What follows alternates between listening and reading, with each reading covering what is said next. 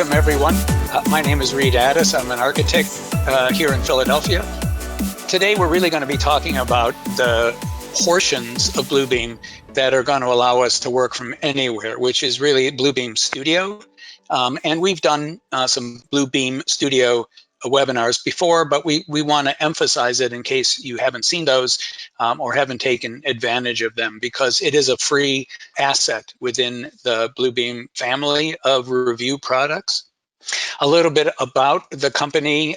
They were started in 2002, basically, I think by some frustrated architects and engineers who really didn't have tools that they needed for being able to mark up documents the way they wanted. And so they started the product. And there are now almost 2 million users around the world in over 130 countries. And I was sort of curious about that. And so I looked up how many countries there are in the world. And it turns out there's 195. So they're just 65 countries away from doing the entire world. There are Bluebeam user groups. I believe there's one in New York. I'm not sure about here in Philadelphia, where I'm located. And you can see the number of contractors and transactions that have taken place. The reason for using Bluebeam Revu is primarily, if you're in the AEC, the architecture, engineering, and construction industry, is that it's built for that kind of project collaboration that we need as architects and engineers and owners and contractors. What it does is it reduces time. Time is money, so reduce your time, you increase your value, reduce your costs. And it minimizes your risks. Instead of having outdated documents or documents in several different places and not knowing which one is current, by working online from a central location, everything will be current. We're going to get into how that works. So here is a look at, not too complex a project. With the owner at the top. Of course, everything starts with the owner. And then there's the architect and general contractor. We then retain the services of various other people, different engineers that we need. We don't design the structure or the HVAC or some of the site work, so we need others to do that. And the general contractor is going to be, hiring people to deliver those things, the concrete, the other materials, and things of that sort.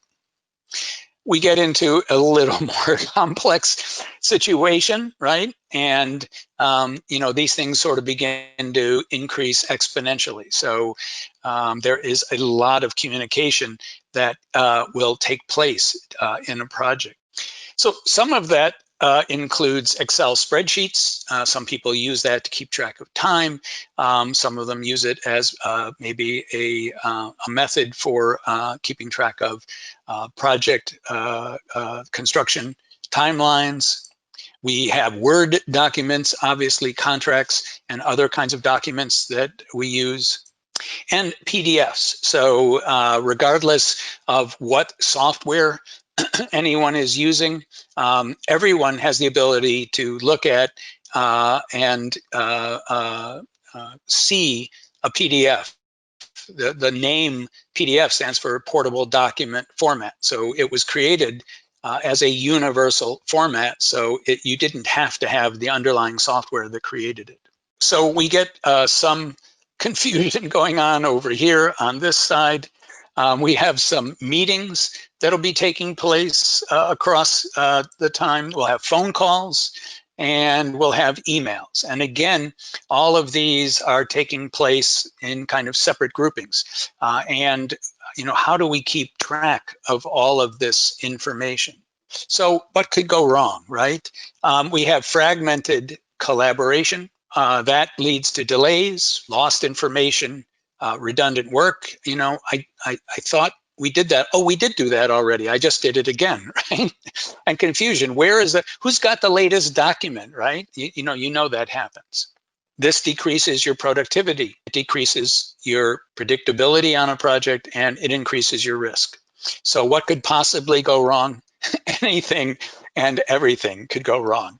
And, you know, I've been on those projects. Sadly, I'm sure some of you have been on them too. So the idea is, let's get on the same page. We're going to work in the PDF document. That's going to be the container for our information. And that's wonderful because in Revu, we can add metadata. We have hyperlinks, bookmarks. We can attach files and imagery, and we can use things called spaces to help organize a project. The other thing is that with PDF, we're all speaking the same language. And I apologize, as an architect, I've put myself here in the center of the imagery. Not necessarily, you know, we're not necessarily the center of the universe, but in this particular case, we're the ones who are creating the original documents, and we're the ones who are being asked the questions along the way. So there are benefits to the PDF format. It allows us to create reports from markups in the PDF. We can easily import these comments into a master file. And so, you know, we're no longer having to manually, you know, repeat creating something from one file to another. It also creates this in a centralized location. What are the trade-offs? Well, typically, if we have multiple people working from multiple locations, we have multiple copies of the same document. So again, you know, there's the possibility of not having the most current document. In addition, we have to track down people that haven't, you know, you haven't commented yet. I put this, I need your comments and your markups by next Tuesday, and you haven't done it yet. The combining of everything and redistributing it. And we're commenting in isolation, so we really don't know what other people are saying. Again, we have risks that many documents to keep track of remotely, and difficult to know if people have received or actually replied with relevant feedback. So how do we solve this? We solve this through real-time collaboration or storage in the cloud. So by keeping our PDFs as well as our projects, the only kind of document that doesn't work this way has to do with Revit, but that's for a separate discussion. But we'll be able to keep our PDFs in the cloud. We'll be able to keep our DWGs, our Excels, our Word documents, all kinds of file formats that we can access from one central cloud location. What does this mean? Well, you can see the smiley faces. So everyone's going to be happy. Oops, and there was supposed to be something else, but I think that was it. Everyone's happy. Okay, so the Bluebeam cloud concept or cloud platform is called Studio. Bluebeam Studio allows us to place files up on the internet in storage that's created by Bluebeam for us.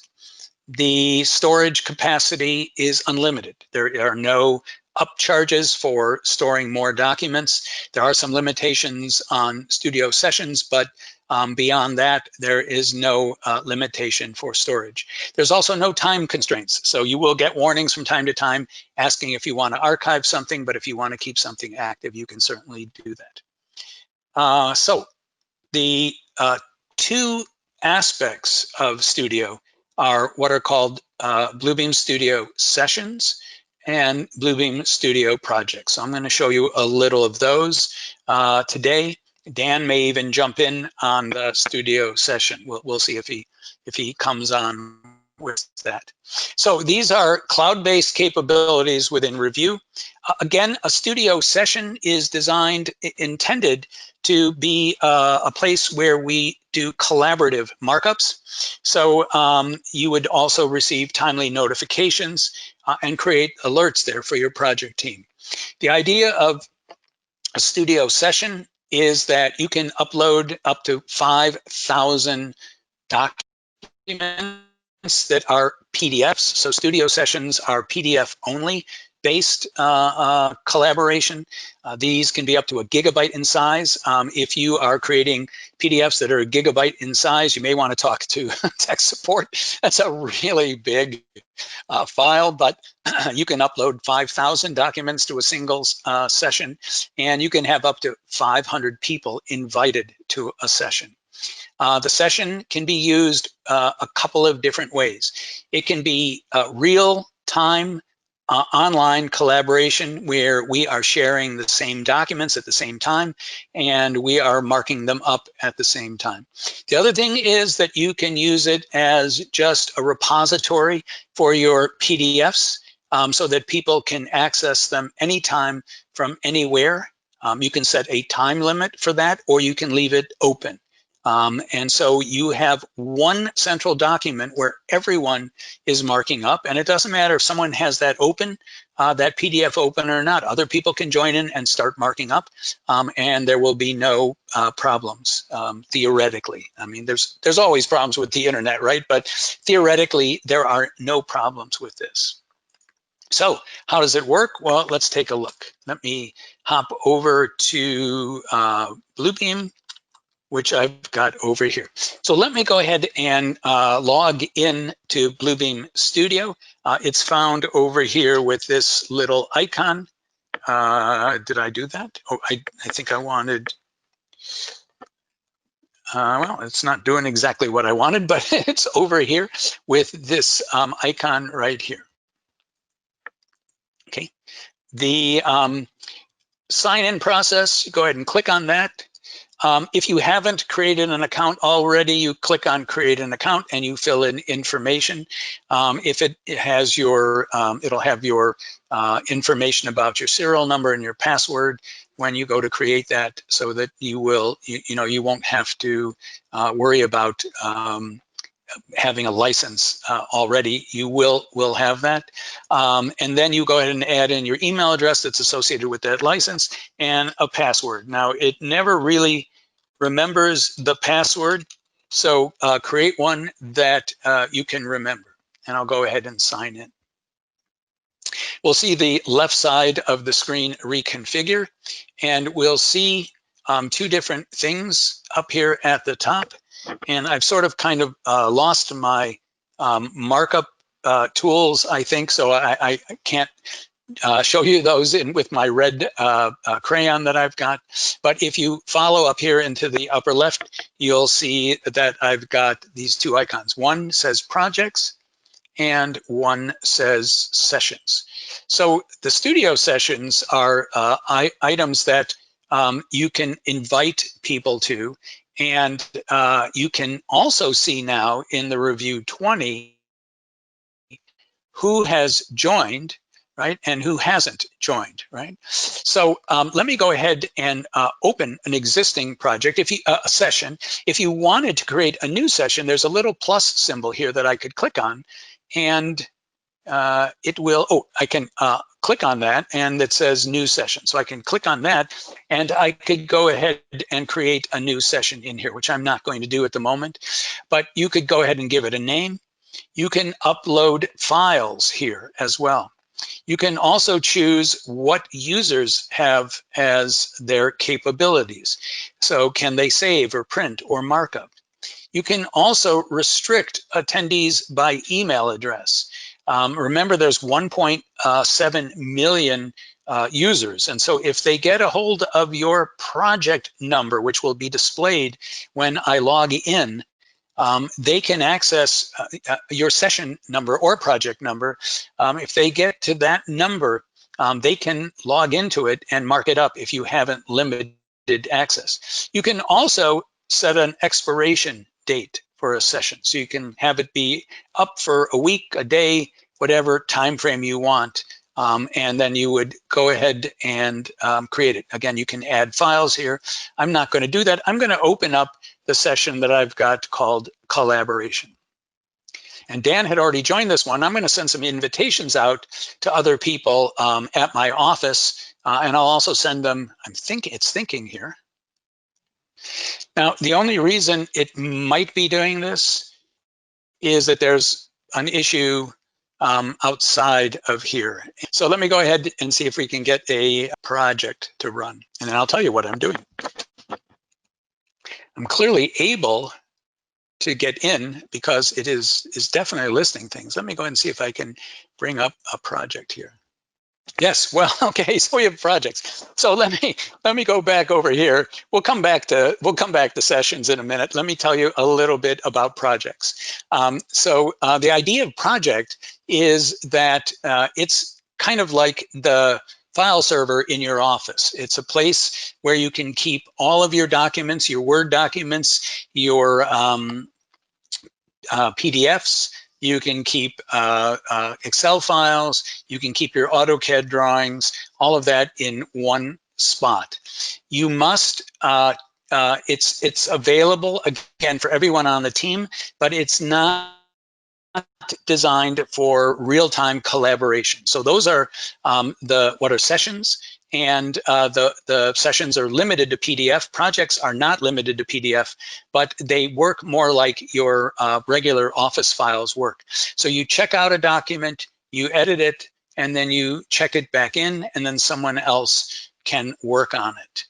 The nice thing about doing it with the Bluebeam projects is that it allows you to keep track of all of the history on them. So let's go ahead and see if I can get this to work. And it looks like I did. So we got signed in and we have our projects listed. Again, I can invite people to a project.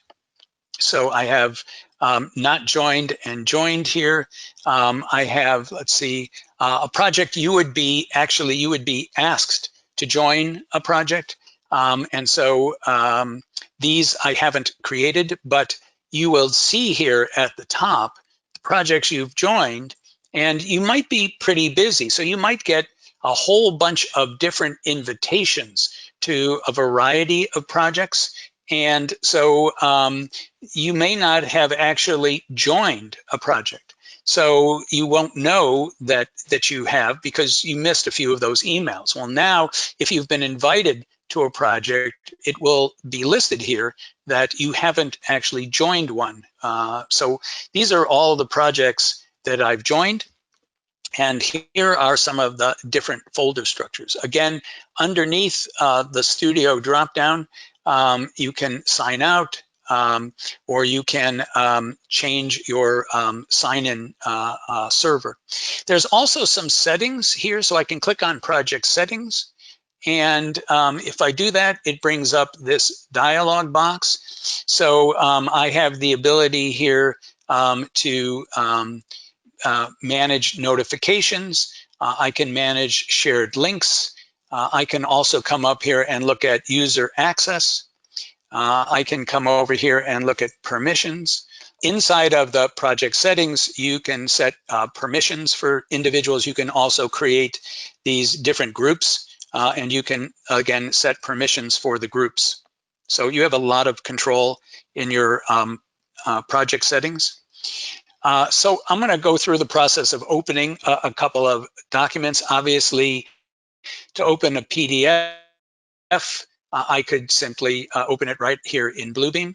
I will right-click on that document, and the first thing I want to do is check it out.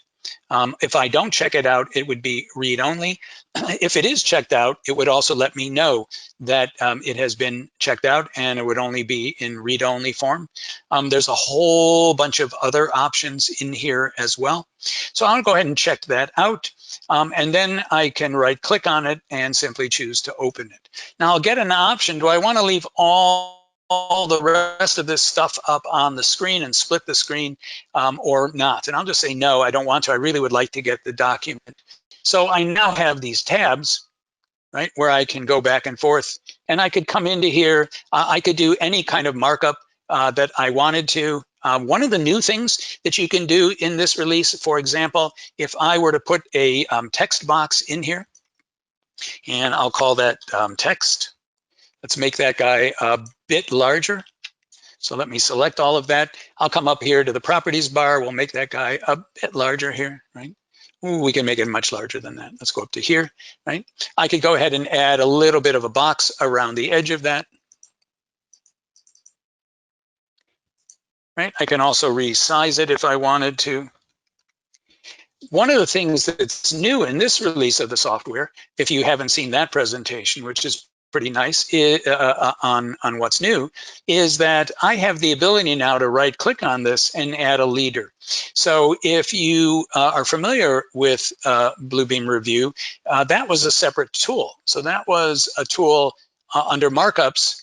You had a text box and you also had a call out, but now you can switch easily back and forth, right? I'll go ahead and close the document. It'll say, do I want to save it? I'll say, sure. It says, well, was this a minor revision or a major revision? I'll go ahead and say this was minor, and I'll just say added a note. Go ahead and finish that, check that back in.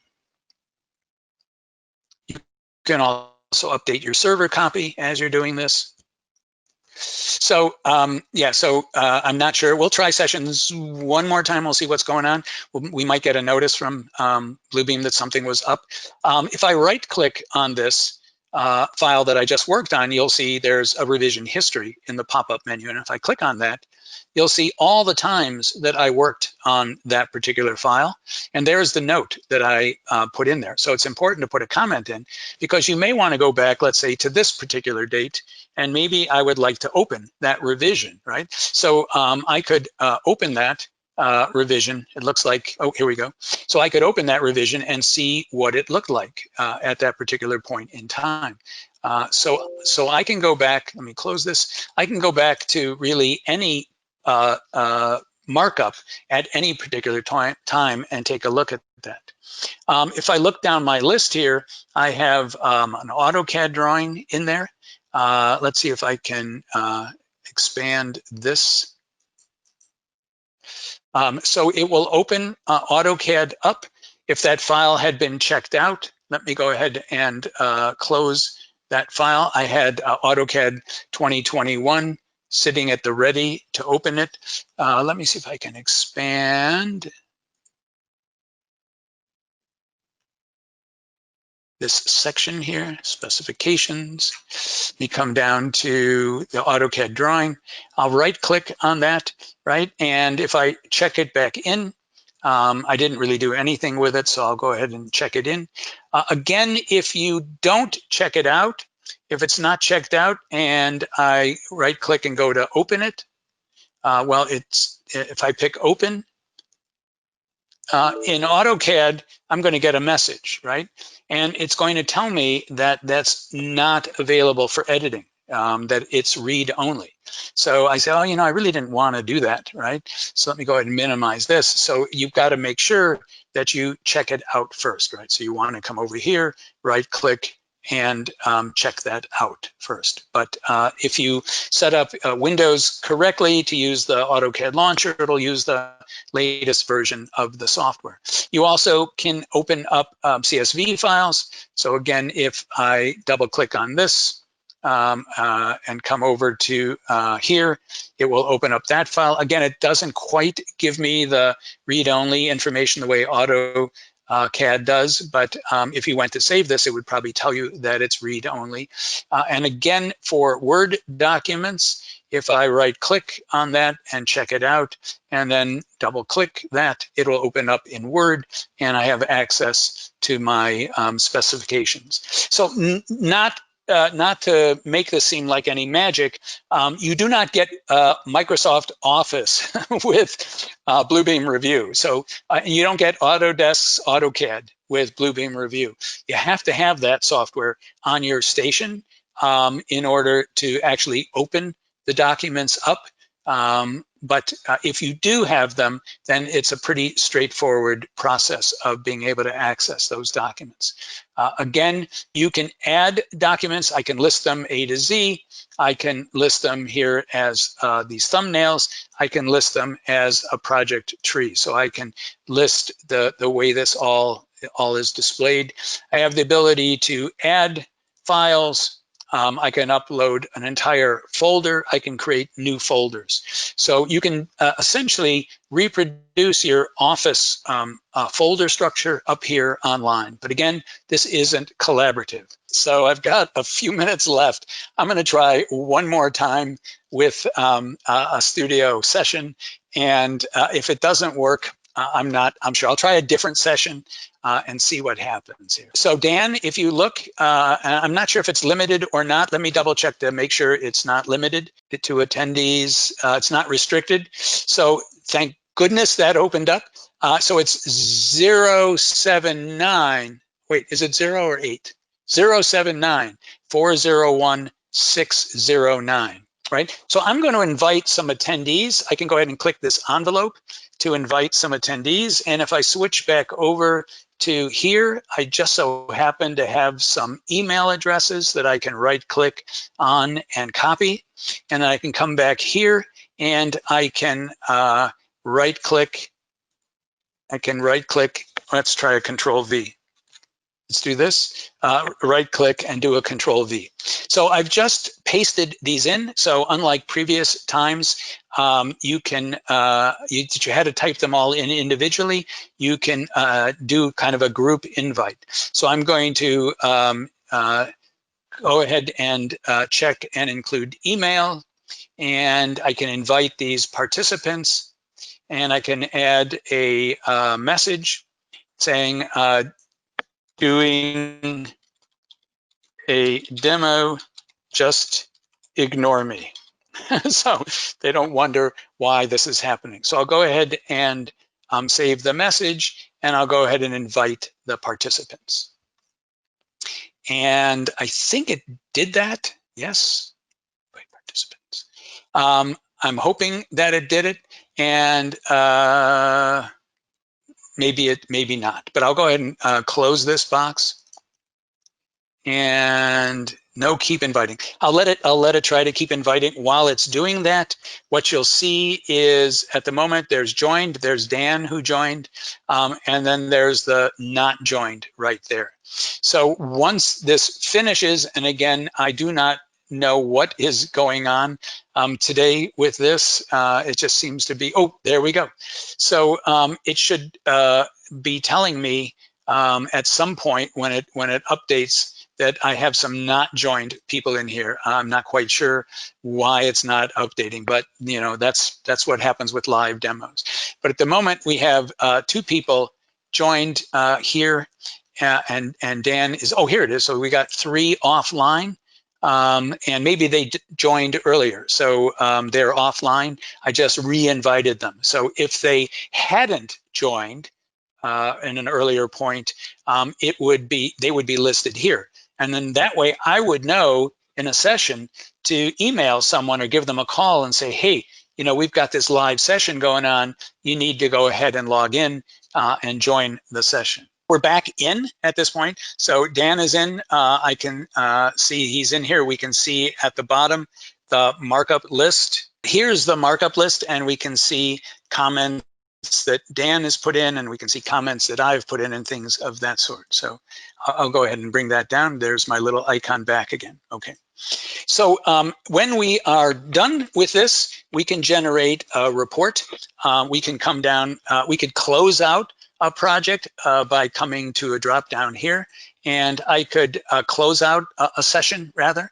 I could also close out a project if I wanted to, or I could keep that session live, and I have the ability here to call up and create a record. So I could create a combined report that includes all the files and everything of that sort. I'll go ahead and pick OK.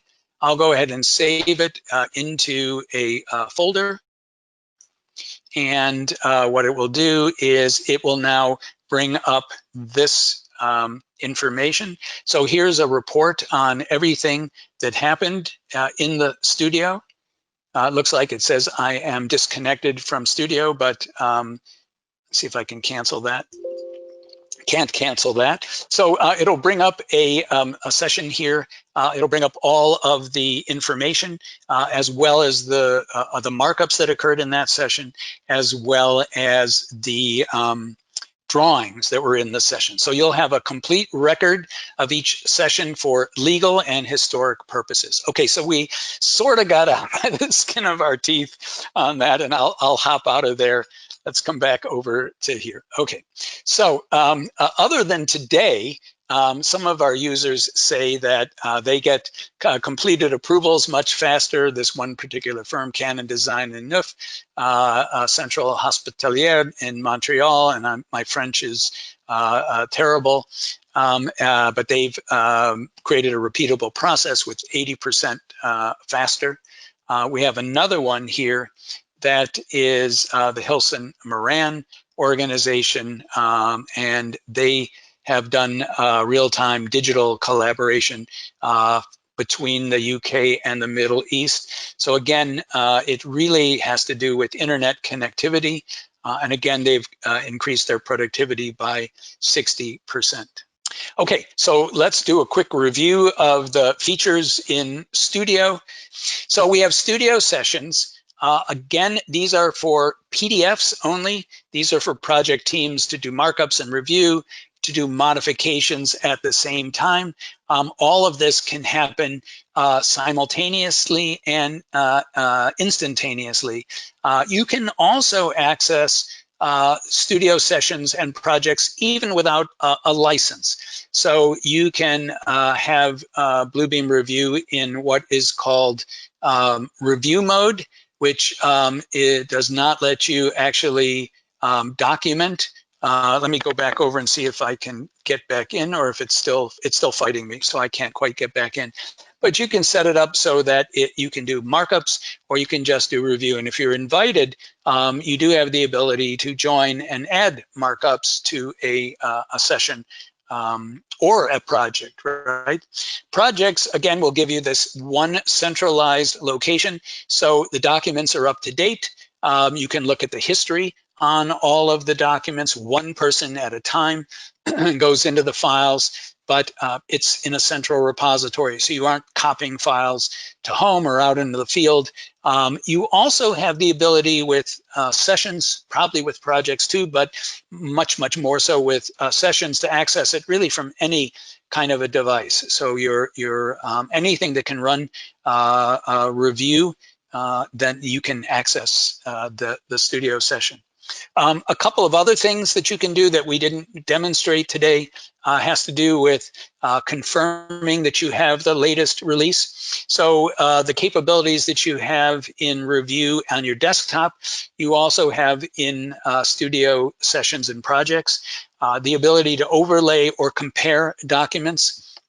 Overlaying, you can pick 2 or more PDFs, and you can use color coding to determine what is in which file. So you can see what was in an older file and what's in a newer file, so you can actually see what changed. You can also compare.